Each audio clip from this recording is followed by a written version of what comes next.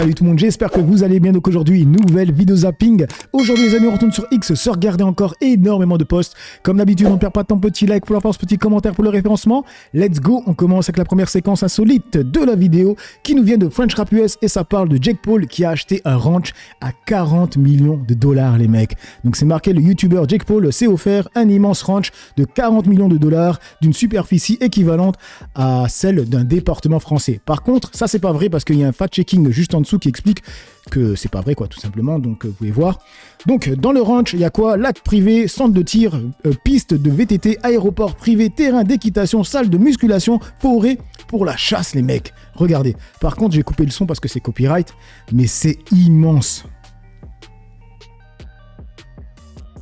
Il vit dans un autre monde les mecs. Regardez.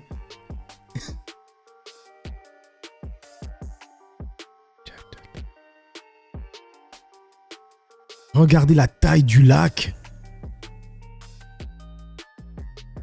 Imagine, tu ramènes toute ta famille. Tu mets que des maisons. Tu mets toute ta famille. Tes oncles, ta grand-mère, ta mère, de ta famille et la famille de ta femme, toi. Waouh. Regardez, il a pris un bout du pays. C'est une dinguerie.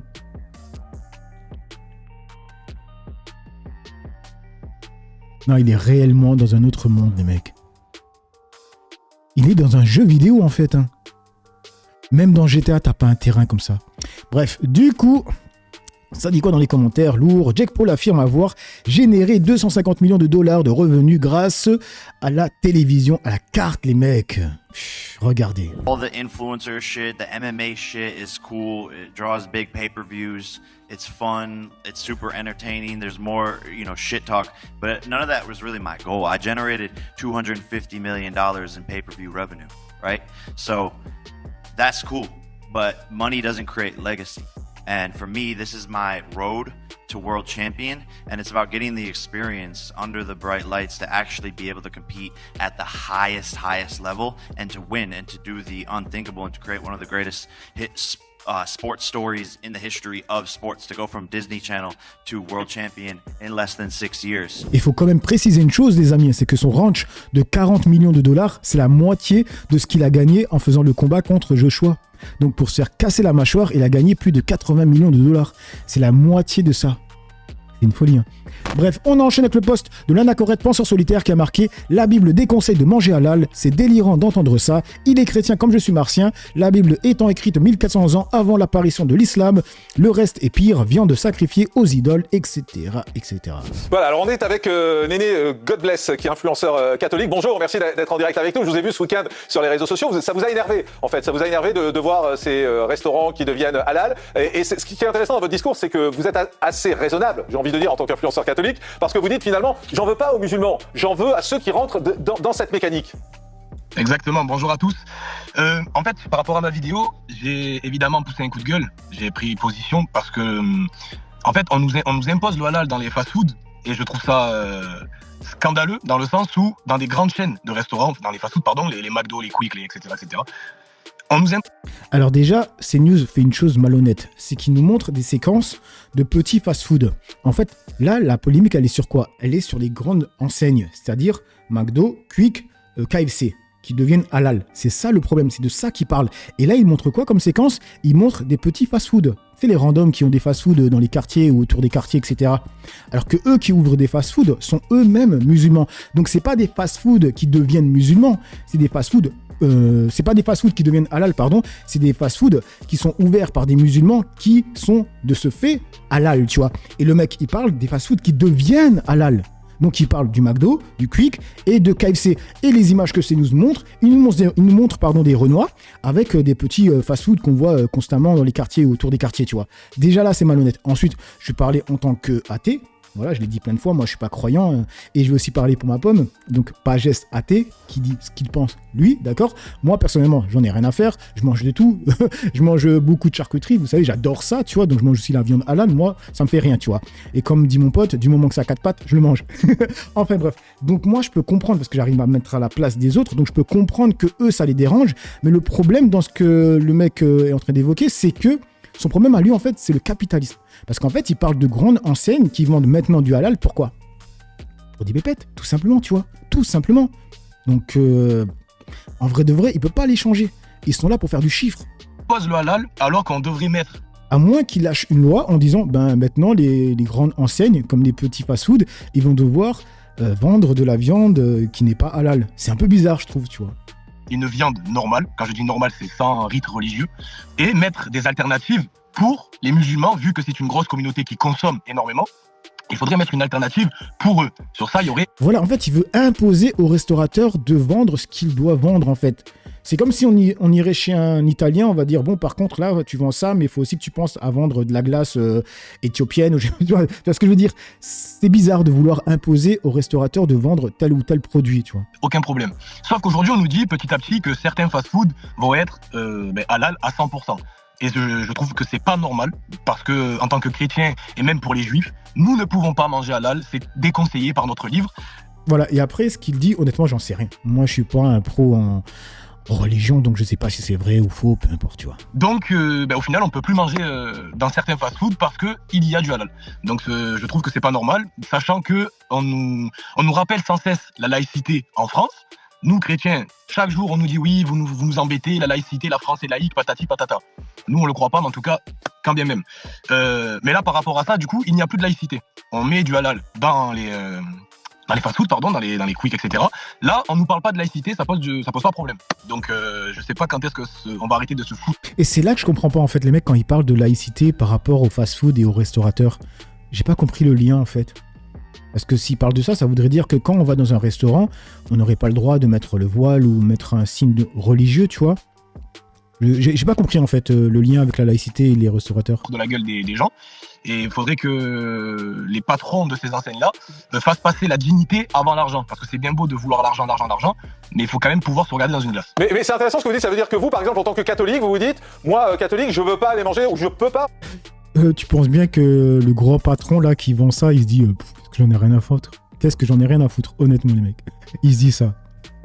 Il arrive vraiment à se regarder en face d'une glace et il se dit, ok, au calme. Sa glace, en plus, je pense qu'il y a de l'or. Vous avez dit, je peux pas aller manger dans un restaurant halal? Mais en fait, par rapport à notre livre, on va pas parler religion, on va pas être précis. Non, mais c'est important aussi. Non, oui, bien évidemment. Mais parce qu'il y a des millions de Français aussi qui sont athées et qui ne veulent pas manger halal pour des questions d'hygiène, pour des questions autres. Il y a beaucoup de Français athées que je côtoie, j'ai des amis qui sont athées, ils ne veulent pas manger halal. Ils veulent manger du normal, tout simplement. Et nous, en tant que chrétiens, je suis chrétien, notre livre nous déconseille, notre Seigneur Jésus-Christ nous déconseille de manger du halal, parce que pour nous, c'est de la viande sacrifiée aux idoles. C'est notre pensée, c'est comme ça.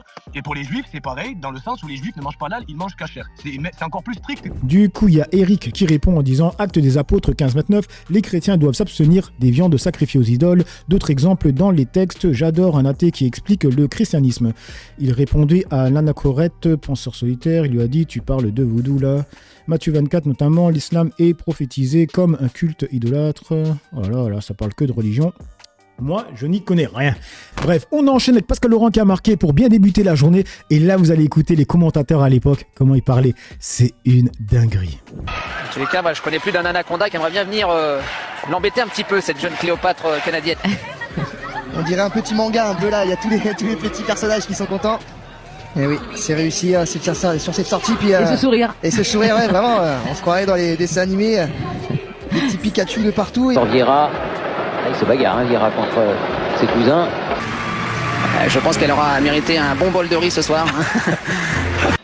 Je suis bien content pour ces arrogants là, au match aller, là, comme ils étaient sûrs de gagner. Là. Foiré. En arrivant dans cette ville belge, je dois avouer que je n'ai jamais vu autant de fils de sur le bord de la route.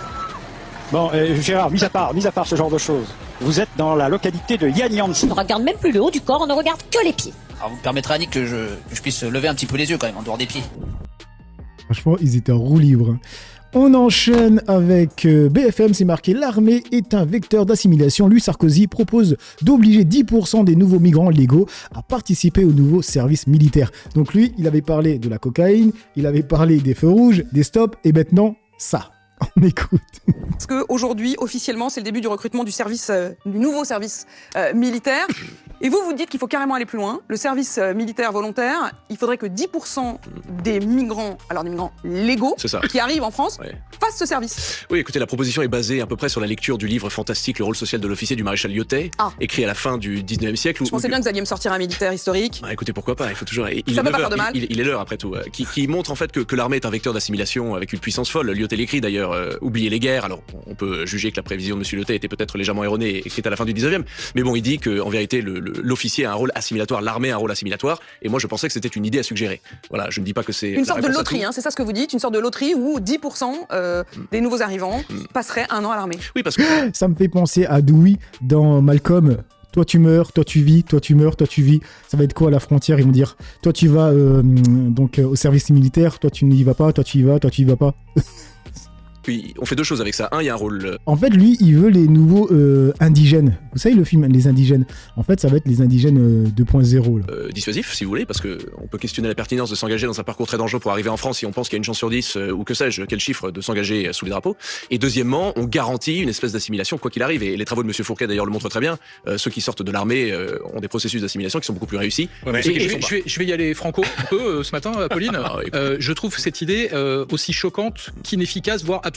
Choquante parce que depuis quand l'origine serait un critère de l'action publique en France? Pardon, j'ai pas d'autre exemple. Mais surtout absurde parce que vous n'avez parlé que des immigrants légaux. Donc ça voudrait dire que l'étudiant étranger, qui est donc un migrant légal, il a un titre de séjour, on lui demanderait 10% d'entre eux d'aller faire un service militaire en France. Le regroupement familial, vous faites venir, vous vous installez en France, vous faites venir vos parents, oncles, tantes, frères, sœurs. Vous voulez venir, vous avez un visa, très bien, allez faire l'armée en France. Le cadre britannique, suisse, américain ou chinois qui vient s'installer en France, pareil, on l'envoie à l'armée. Mais attendez, mais c'est complètement débile.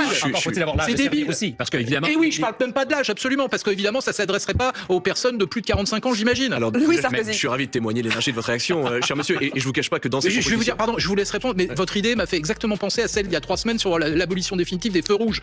Ça fait causer, mais sur le plan dans les faits, c'est totalement inapplicable et choquant. Et je pense que vous sous-estimez la valeur de faire causer, comme vous le dites. Et moi, je considère que j'ai un rôle étant privilégié parce que je suis un jeune acteur de la vie médiatique, de susciter de nouvelles conversations. Vous voyez, je pense qu'en France, dans ça vous fait réagir. Je vous jure, lui, en fait, avec la coke, avec les feux rouges, tout ça, en fait, lui, il est que là pour l'ouverture de la fenêtre d'Overton. C'est son délire, en fait, en vrai de vrai. On n'a pas assez de ces conversations-là. On entend toujours les mêmes choses. J'étais avec une collègue sur un plateau d'une de vos chaînes sœurs il y a pas longtemps qui m'expliquait que ça faisait 30 ans qu'elle parlait de ces sujets-là. Ça faisait 30 ans qu'on avait les mêmes conversations. Voilà, moi j'ai 28 ans, écoutez, et je prends le risque d'avoir des idées qui sont parfois un petit peu folles, un peu radicales, pour susciter de nouvelles conversations. Toutes les idées ne sont pas répondues. Je vous ai pas dit que l'idée était folle. Je vous ai dit qu'elle était choquante sur le plan des principes et inefficace et applicable dans les faits. Alors pour répondre à vos 2 points, le premier sur le fait que c'est sans précédent. Effectivement, monsieur, le challenge migratoire et assimilatoire de notre pays n'a aucun précédent. Donc l'idée de proposer quelque chose qui n'a pas de précédent ne devrait pas vous choquer à ce point-là. C'est le premier point. Contraire à l'état de droit. Deuxièmement, on peut totalement rajouter des qualificatifs. On peut dire que c'est que les immigrants masculins, on peut dire que c'est un certain âge. Enfin, il y a plein de jeux qu'on peut faire. Du coup, on enchaîne avec Marcel, c'est marqué le racisme décomplexé. Écoutez bien Pascal Praud, écoutez. Manifestement, les policiers font leur travail et les gens en face sont blancs. Vous voyez, et c'est important de le dire parce que c'est pas facile pour les policiers. Ils sont obligés de s'interposer en plus avec des gens de qui ils partagent parfois même les convictions ou les origines. C'est quoi? C'est compliqué de se battre face à des personnes qui sont blanches comme toi, c'est ça? Ça aurait été plus facile s'ils étaient noirs ou arabes. D'origine, oui, puis même les convictions, les valeurs. Et ils font leur job, les policiers. Et croyez-moi, c'est pas facile pour eux. Et c'est ça qu'il faut dire, parce qu'il y a de la violence, bien sûr, qu'il y a de l'agacement, il y a de l'énervement quand on est comme cela sur place. Et vous le voyez bien, écoutons encore quelques secondes.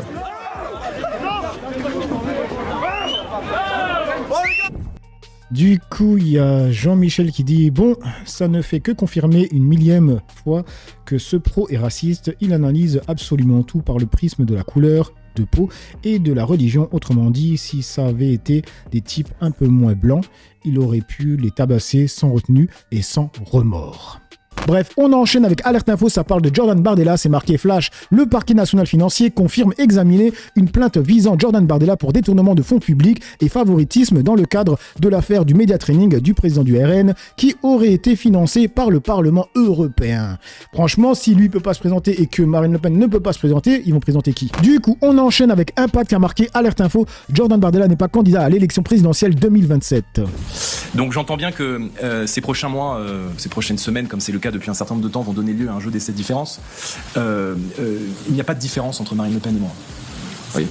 Donc on ne va pas rentrer dans ce jeu-là, même si je sais que ça vous ferait bien plaisir. Monsieur Bardella, bonjour. Et encore une fois, je ne suis pas candidat à l'élection présidentielle. Je vais vous faire un scoop. Monsieur Bardella, je suis candidat au poste de Premier ministre. Et on continue avec Bardella avec le poste de CNews. Bardella qui a dit « Il serait profondément inquiétant pour la démocratie que la justice prive les Français d'une candidate à l'élection présidentielle déjà qualifiée à 2 reprises pour le second tour et aujourd'hui favorite incontestée du scrutin. » À la veille de l'ouverture du procès en appel de l'affaire dite des assistants parlementaires, je veux redire avec force mon soutien total et mon amitié à Marine Le Pen. Il serait profondément inquiétant pour la démocratie que la justice prive les Français d'une candidate à l'élection présidentielle déjà qualifiée à 2 reprises pour le second tour et aujourd'hui donnée comme favorite incontestée du scrutin. Elle démontrera son innocence. À l'évidence, faire de la politique ne vous place pas au-dessus des lois, mais cela ne vous place pas non plus en dessous. La démocratie suppose le libre choix du peuple, sans entrave ni acte de déloyauté. J'ai la conviction, mesdames, messieurs, que nous nous trouvons à l'aube de transformations majeures, celles que le peuple français attend et espère. Très bientôt, les Français seront appelés à un véritable choix de civilisation. Il ne s'agira pas seulement de refermer une parenthèse politique douloureuse, ouverte il y a plus de 30 ans, mais d'ouvrir une nouvelle ère faite d'ordre, de sécurité, de fierté retrouvée et par-dessus tout, de prospérité pour le pays. Et du coup, il y a Anton Rouge qui répond avec cette vidéo, c'est marqué en 2013, Marine Le Pen défend l'inéligibilité à vie des élus condamnés pour détournement de fonds publics.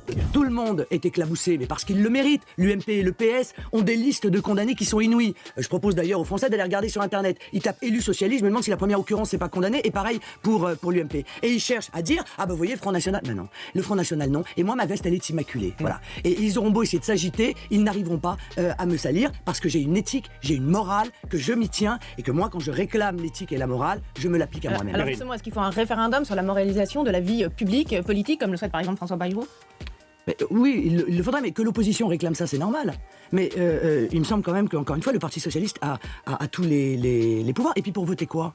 Parce que moi j'ai entendu le président de la République dire « Oui, ce qu'il faudrait, c'est rendre inéligible la vie, ceux qui ont été condamnés. » Jusque-là, j'étais parfaitement d'accord, c'était dans mon projet présidentiel. Pour corruption et fraude fiscale. Ah bon? Et pourquoi pas le reste? Mais alors pourquoi pas pour favoritisme? Pourquoi pas pour détournement de fonds publics? Pourquoi pas pour emploi fictif? Ah bah c'est sûr que là, ça ferait tomber un certain nombre de personnes au Parti Socialiste, et y compris le chef du gouvernement. Et toi la première aujourd'hui, franchement les archives, j'adore ça. Du coup, on enchaîne avec Kunta Venenkinte, c'est marqué cette séquence de dédiabolisation de l'extrême droite pendant le procès de Marine Le Pen vous est offert par BFM. Historique de Marine Le Pen.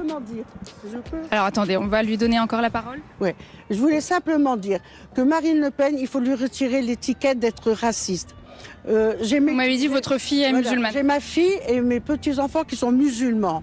Vous croyez que moi je voterai le Rassemblement national en sachant qu'elle est raciste? Ben bien sûr que non. Merci beaucoup Anne-Marie, on a compris. Bon, vu qu'elle a dit, on doit la croire, donc go voter RN. On enchaîne avec Alban Debunk, c'est marqué la fraude Sarah Knafo en 1 minute chrono. Sarah Knafo s'est bien foutu de vous cette semaine et je vous explique le fiasco. Pour le lancement de sa campagne à Paris, Sarah Knafo a demandé des contributions aux Parisiens sur son site. Sauf que, en plus des nombreux messages racistes partagés et likés par ses soutiens, une faille de sécurité a révélé qui postait quoi. Et là, c'est le choc. L'adresse mail de Sarah Knafo a servi à poster des messages sous les pseudonymes de Damien et Aïssatou. Et j'avais pas vu venir le Aïssatou, vous voyez. Mais ce qu'elle a fait porte un nom, l'astroturfing. Le terme vient d'une marque de faux gazon et le but, fabriquer de toutes pièces un soutien citoyen. Comme l'explique le chercheur David Chavalarias dans Toxic Data, c'est une technique de l'extrême droite pour imposer ses thèmes en simulant le nombre. Et c'est exactement ce qu'on a vu. Une candidate qui fabrique artificiellement l'adhésion, le tout en pompant la charte graphique de Zoran Mandani, le candidat à New York qui est juste à l'opposé de ses idées, et le coup de grâce, son 20h au JT de TF1. Dès qu'elle est apparue, 1 million de Français ont changé de chaîne. Ce qui permet aussi de rappeler que parfois, le premier acte de résistance contre l'extrême droite, c'est la télécommande. Donc on va récapituler, sur son site de soutien, il y avait un message raciste qui avait été liké 637 fois. Ensuite, elle a dit que ce message avait été posté par Yann Brossa. Maintenant, on voit qu'en fait, elle-même postait des messages pour faire booster son délire, tu vois. C'est honteux, c'est la honte, franchement. Bref, on enchaîne avec Serfia qui a marqué Flash. X-Twitter a modifié l'emoji du drapeau de l'Iran pour afficher la version historique avec le lion et le soleil au lieu du drapeau de la République islamique. Suite aux manifestations, le changement est visible sur la version web et le sera bientôt sur l'application. Du coup, il continue avec ça. Flash, un homme a arraché le drapeau de la République islamique d'Iran présent sur l'ambassade à Londres. Il a ensuite brandi le drapeau au lion et soleil.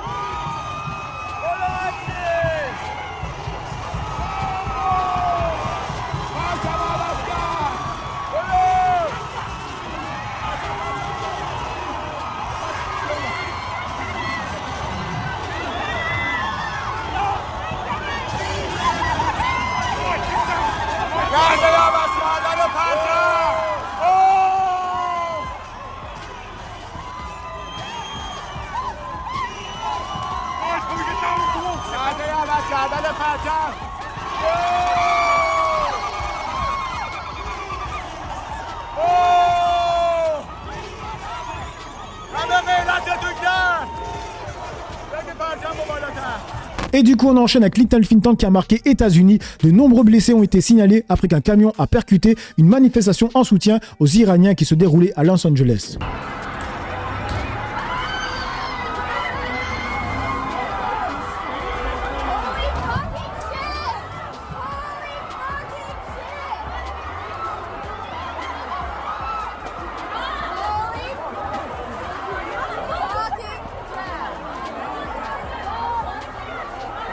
Après, on voit pas s'il a vraiment percuté des gens. En tout cas, j'ai vu une autre séquence où on voit les gens qui ont cassé la vitre du camion et après il a démarré comme un taré, tu vois aussi.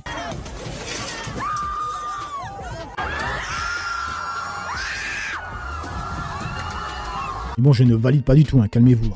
Du coup, on termine avec Macron. C'est une petite compile, vous allez voir, c'est magnifique. Franchement, j'adore les archives. Donc, c'est de Jacques Renardière. L'employé de Rothschild est un escroc. Moi, je suis socialiste. Et je l'assume. L'honnêteté m'oblige à vous dire que je ne suis pas socialiste. Vous étiez bien ministre de l'économie à l'époque. J'étais pas ministre des Finances. Quand j'étais ministre de l'économie et des Finances, la logique, c'est que le président de la République ne devrait pas pouvoir rester s'il avait un vrai désaveu en termes de majorité. En tout cas, c'est l'idée que je m'en fais. Vous ne démissionnerez pas avant 2027. Non, c'est absurde. Je crois dans la force de nos institutions. Écoutez... Moi, je fais 60 milliards d'économies à la fin du quinquennat par an. 60 milliards sur les 5 ans. Non. 60 milliards par an. Oui. Les Français s'attendaient à ce que vous baissiez la dette. Et c'est l'inverse qui s'est passé. Aujourd'hui, nous sommes à plus de 3300 milliards de dettes. Le pire déficit de la zone euro. Est-ce qu'il faut reculer l'âge légal qui est aujourd'hui à 62 ans? Je ne crois pas. Franchement, ce serait assez hypocrite de décaler l'âge légal. On doit progressivement décaler l'âge. Ce mec, c'est une dinguerie, les mecs. C'est une folie. Il dit A, après il dit B. Il dit qu'il a pas dit B. Il dit qu'il a pas dit A. Et ensuite, pour redire A, flemme. Bref, donc voilà, les mecs, pour cette petite vidéo zapping réaction. Dites-moi ce que vous en pensez dans l'espace commentaire, dans la joie et la bonne humeur, sans insulte, comme d'habitude. N'oubliez pas le petit like pour la force, petit commentaire pour le référencement. J'ai assez parlé pour le peu que j'ai parlé à vous décrire. Ciao tout le monde.